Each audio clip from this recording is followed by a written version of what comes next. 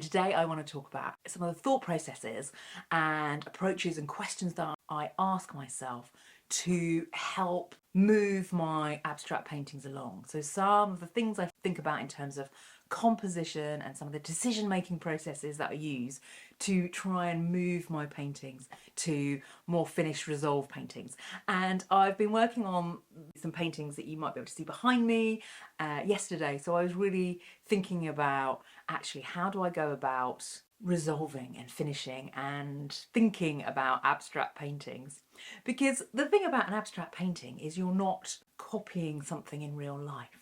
So if you're painting a person, you can look at your painting and say, does it look like this person in front of me? But with an abstract painting, there's some different thought processes that I think have to go into thinking, is this a successful painting?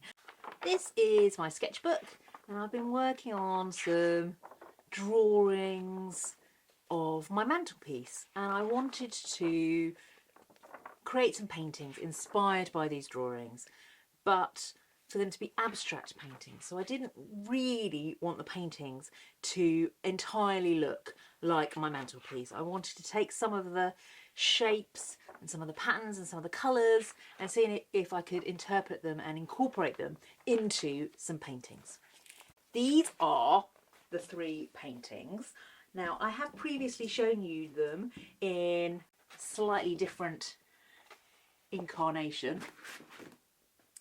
One of the very first questions I ask is, do these paintings feel how I want them to feel? I set some intentions when I started painting these paintings that I wanted them to be bold, playful and exuberant. And so the first question I'm asking myself is, do they feel bold, playful and exuberant?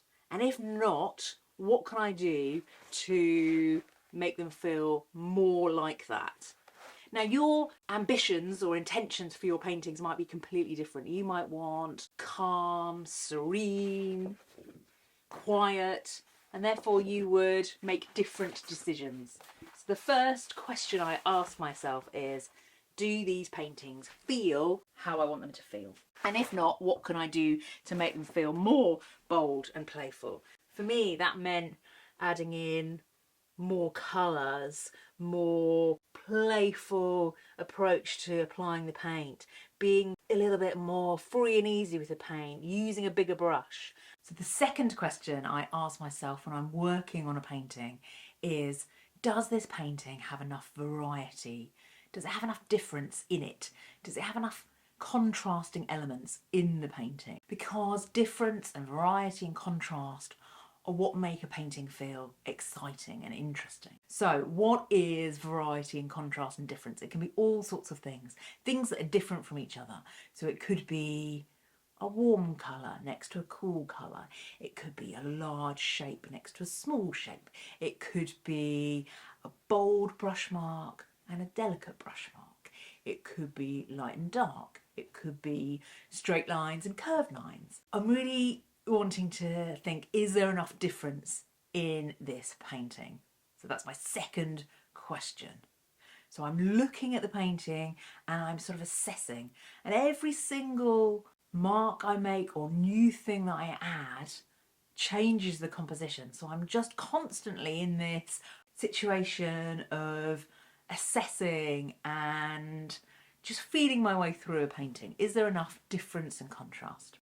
The third question I ask is there enough unity? This is something that I personally have to think about quite a lot because I'm great at the difference, chuck everything into a painting, maximalist me basically. Do I need to bring in some maybe repetitive elements so that there's a little bit more sense of balance and cohesion? So that could be that I need to have a colour right across the painting to bring it together, to make it feel like a cohesive whole. So I'm always looking at a painting going, does this work as a whole?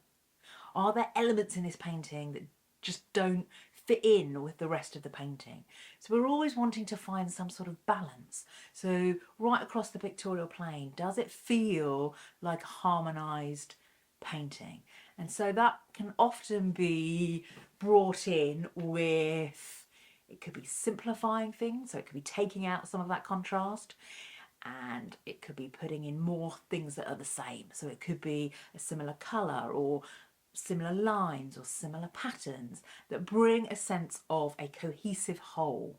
So let's pick up the painting and just see what I mean by that. So in this painting here, I had all sorts of colours going on. So what I've done is I've added red here and here and here, right across the whole pictorial plane. And it brings a sense of cohesion to it. And in terms of sameness and what things are similar to other things on the painting, I've got these kind of motifs, these kind of triangular shapes. There's here and then here. And there's a diamond shape here and here. So there's a sort of this repetition and sameness in this painting, which makes it feel, to my eyes, more cohesive, more like a balanced whole. So there are similar elements. So there is a dance between variety, contrast, difference, and cohesion and unity. I'm always trying to find the right balance. The next question I'm asking is around values. Are my whites white enough and are my darks dark enough? So I'm looking at a painting and I'm saying, have I got enough elements of darkness and enough elements of whiteness? And the reason for this is that actually our eyes are drawn to contrast. So dark against light, that's how we will view the picture. We will look for the areas of the highest contrast, which are the darkest and the lightest, really. So quite often when I think there's something about this painting that I'm working on that isn't working, it's often because my darks are not dark enough and my whites are not white enough. And just bringing in some value contrast can really make a painting that wasn't working feel much more successful.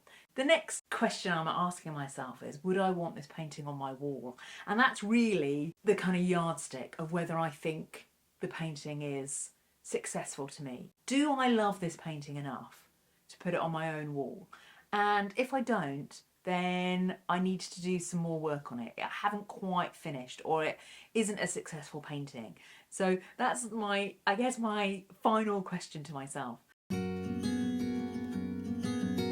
we go, a few thoughts on abstract art and how I try and push my paintings forward and ways in which I try and develop them. But I just wanted to say that I don't find abstract art to be a super easy thing at all.